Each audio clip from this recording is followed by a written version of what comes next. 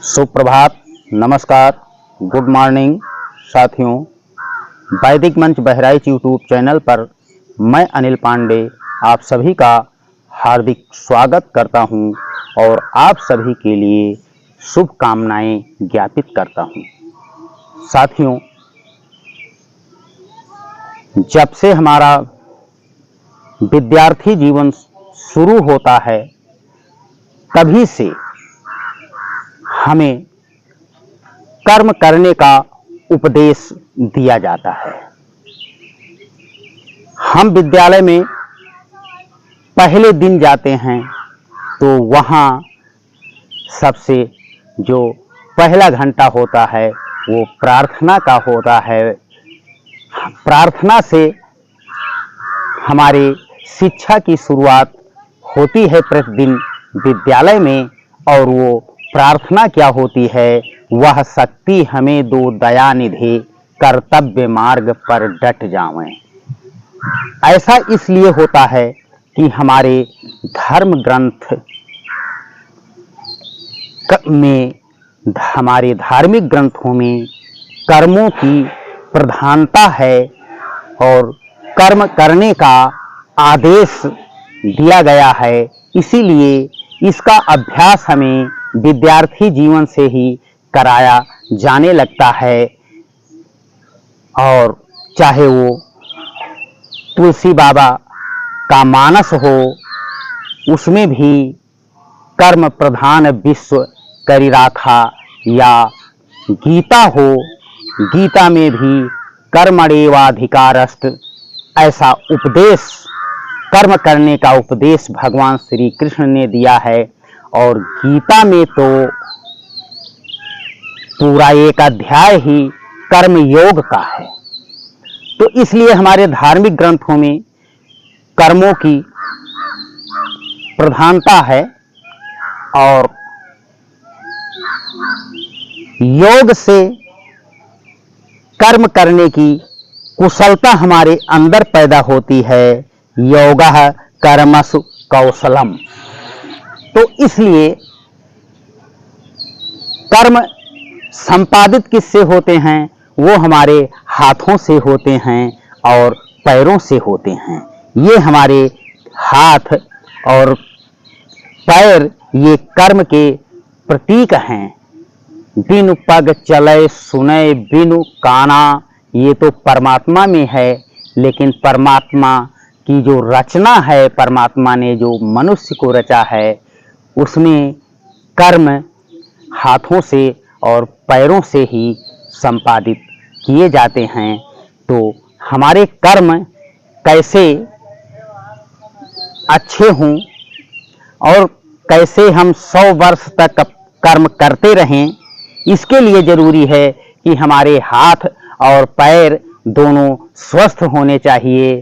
तो आज मैं खास करके आपको बताने वाला हूँ कि हमारे हाथ और पैर ये 100 साल तक कैसे स्वस्थ रहें। तो आइए हम सबसे पहले बताएंगे आपको हाथों के लिए अक्सर होता क्या है कि बढ़ती उम्र में हमें फ्रोजन शोल्डर की समस्या हो जाती है, या यहाँ नी में पेन होता है, कोहनी में, हमारे कोहनी में पेन होने लगता है, या रिस्ट में पेन होने लगता है, जिससे हम अपना कर्म सही रूप में नहीं कर पाते हैं।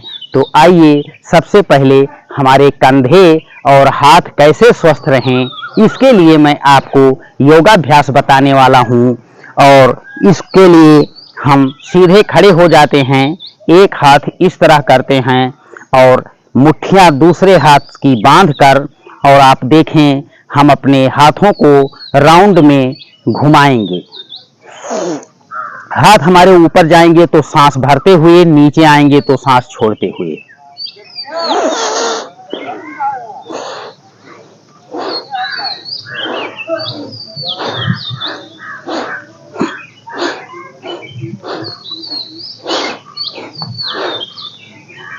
इस तरह जब हम हाथों का मूवमेंट करते हैं, हाथ को गोलाई में घुमाते हैं, तो इसका प्रभाव हमारे कंधों से लेकर और यहाँ गर्दन तक होता है।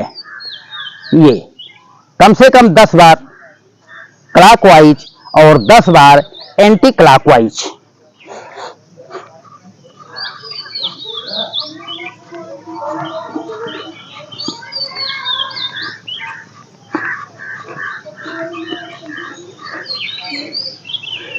यही काम हम दूसरे हाथ से करेंगे।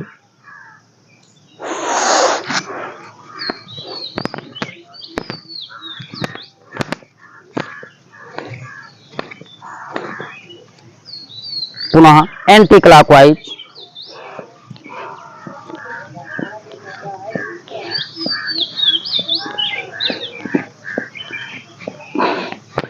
इस तरह से हम 10 बार क्लॉकवाइज और 10 बार एंटी क्लॉकवाइज बारी बारी दोनों हाथों को घुमाते हैं। इसके बाद में आप देखें हम दोनों हाथों को एक साथ कैसे घुमाएंगे।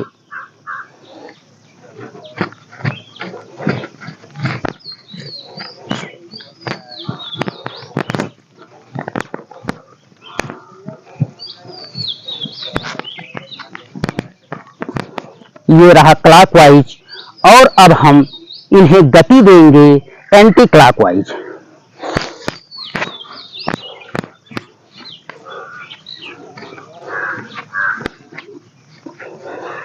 ऐसा करने से आप देखेंगे हमारी स्पाइन, कमर, कंधे ये सारे प्रभाव में आते हैं और ये स्वस्थ होते हैं। ये इस तरह हम हाथों के लिए एक एक करके और अब एक साथ दोनों हाथों को देखिए कैसे गोलाई में घुमाते हैं। सांस, हाथ ऊपर जाएंगे सांस भरते हुए, नीचे आएंगे सांस छोड़ते हुए।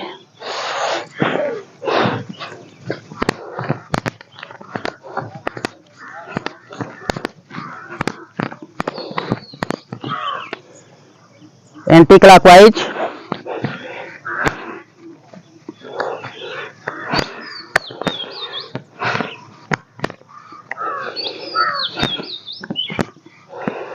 इस तरह ये योगाभ्यास हाथों का करने से हमारे कंधे, कोहनी और कलाई ये तो स्वस्थ ही होते हैं और जब हम इन्हें नीचे ऊपर करते हैं तो हमारे फेफड़े, हार्ट इनको इस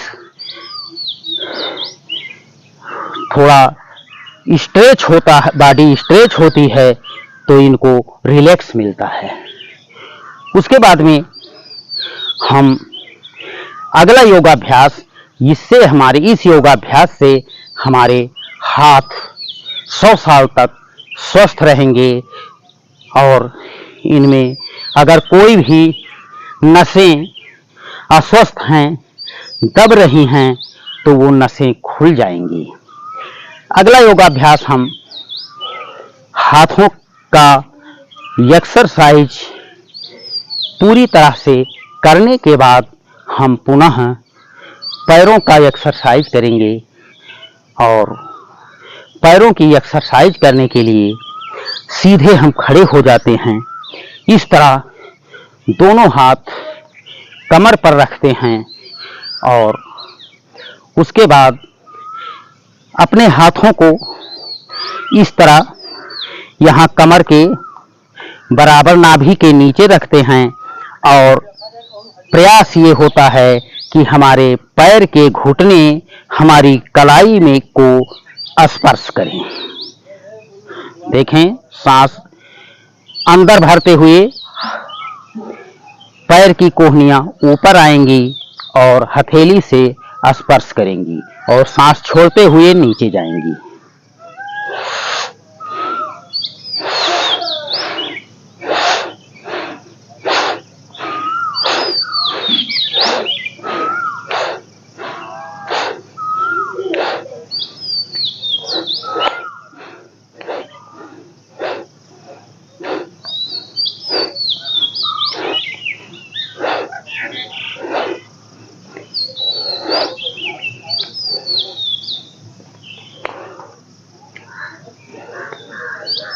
इस तरह अगर ज़्यादा समय आपके पास नहीं है तो 10 to 20 टाइम इसको जरूर करें आप।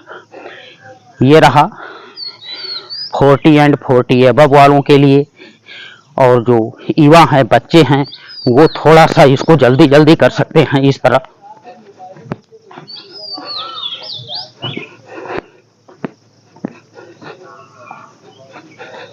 ये योगाभ्यास आप दोनों पैरों से 10 to 20 टाइम, जो सीनियर सिटीजन हैं वो 10 to 20 टाइम ही करें, और जो युवा हैं, स्टूडेंट्स हैं, वो 20 to 50 टाइम 100 टाइम्स कर सकते हैं। उसके बाद में इसे हम इस तरह करेंगे, दोनों हाथ हमारे हिप्स पर रहेंगे और इसमें हम प्रयास करेंगे कि एड़ियां हमारी हथेली को का स्पर्श करें।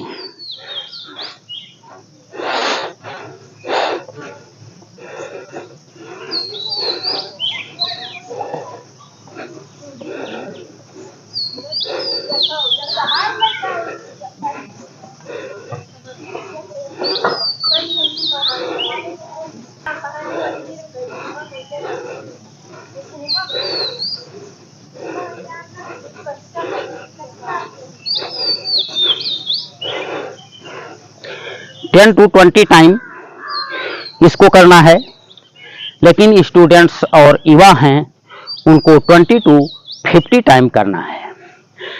इसके बाद में पैरों के लिए एक एक्सरसाइज हम आपको और बताएंगे, उसको देखें। दोनों हाथ कमर पर देखें,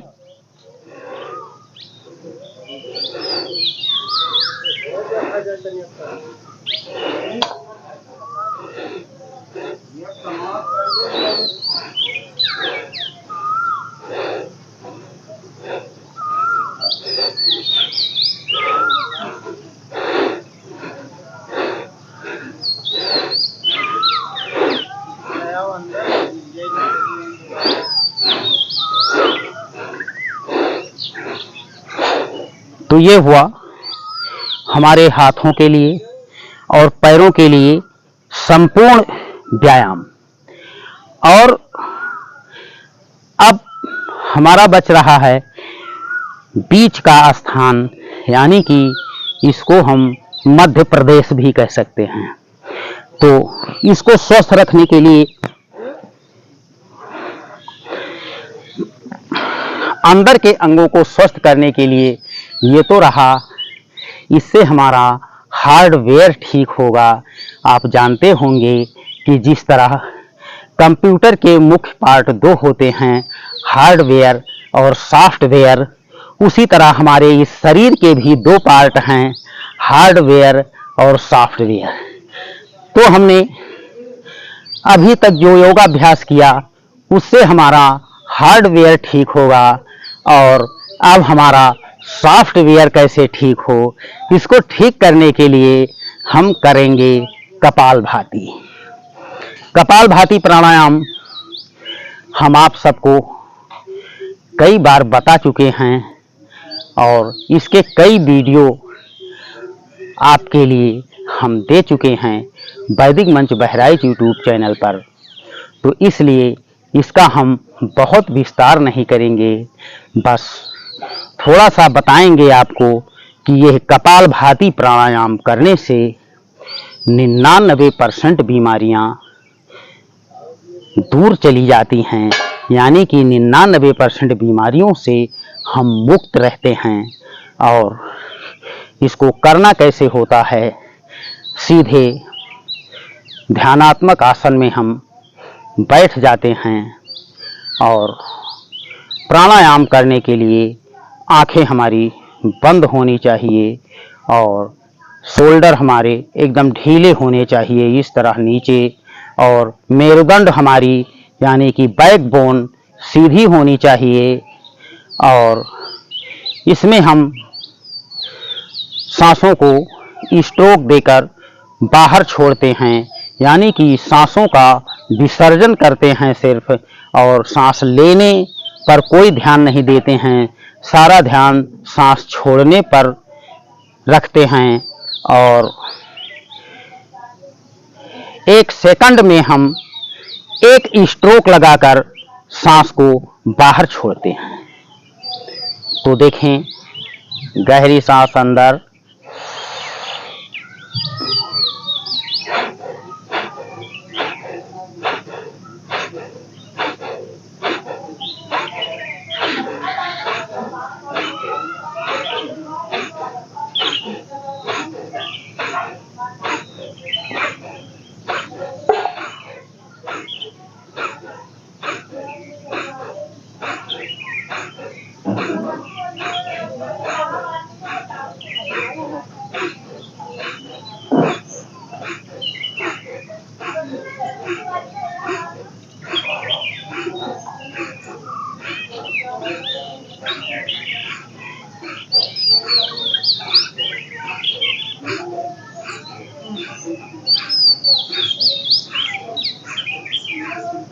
इस तरह से हम कम से कम 5 मिनट प्रतिदिन कपालभाति प्राणायाम कर लेते हैं।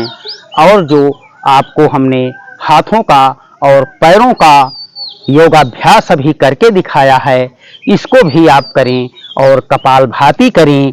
इससे आप अपने कर्म में, हमेशा अपने कर्म क्षेत्र में दक्षता प्राप्त करेंगे, अपने कर्म को पूरे मनोवेग से करेंगे। पूरा मनोयोग से जब आप अपना कर्म करेंगे तो वो कर्म आपका बहुत ही उत्पादक होगा, उच्च कोटि की उत्पादकता आपके द्वारा अर्जित की जाएगी। तो आप योग करने के साथ साथ ये प्राणायाम भी करते रहें। योग और प्राणायाम और कर्म योग, ये तीनों आप एक साथ करते रहें। इससे आपका जीवन बहुत ही बेहतर होगा, सुंदर होगा, शांतिपूर्ण होगा, संतुष्टिपूर्ण होगा और सुरक्षापूर्ण होगा। आपके जीवन की सुरक्षा भी योग प्राणायाम से होगी। तो और व्यक्ति को यही चाहिए भी, शांति चाहिए, सुख चाहिए, संतुष्टि चाहिए और सुरक्षा चाहिए। और ये चारों चीजें योग प्राणायाम से मिलती हैं। साथियों, अगले वीडियो में पुनः हम आपसे मिलेंगे, लेकिन एक आग्रह है, अगर आपने अभी तक हमारे चैनल को सब्सक्राइब नहीं किया है तो आज ही आप सब्सक्राइब कर लें, जिससे स्वास्थ्य की ये सेवाएं सुगमता से आप तक पहुंचाई जा सकें। सुप्रभात, नमस्कार।